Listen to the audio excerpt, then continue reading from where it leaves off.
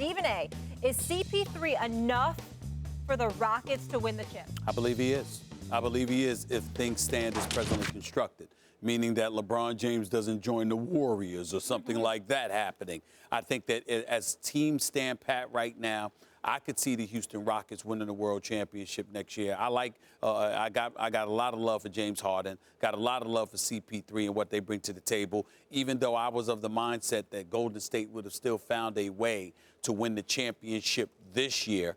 They would have beaten Houston in Game 7 no matter what, in my opinion, whether CP3 was healthy or not. I was just incredibly impressed with what I saw from Houston.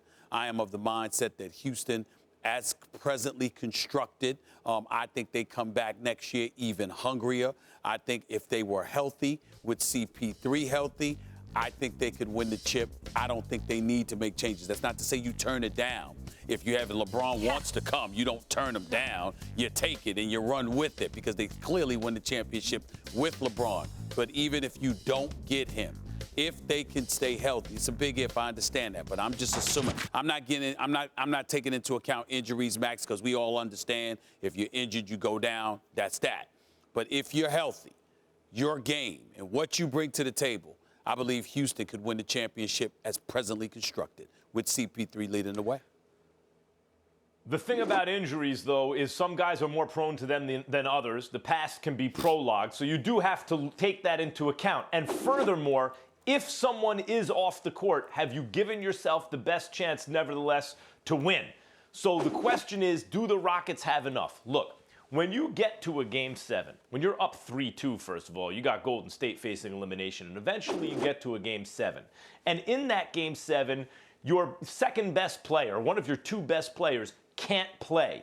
And nevertheless, it takes an historically bad shooting night, 1 for 30 from downtown, for you to lose by single digits. It stands to reason that, no, you don't really need to add anything. Had Chris Paul not been hurt, had you just had a bad shooting night instead of the worst shooting night in the history of basketball, you'd have won.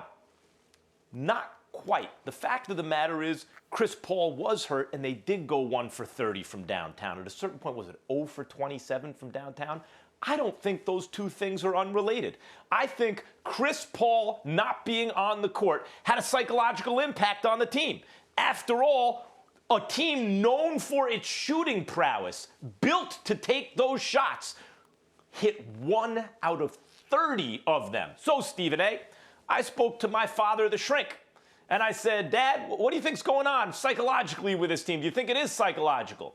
And Stephen A., he told me about a task leader and an emotional leader. In every group, there's a task leader, but that task leader is not always the emotional leader.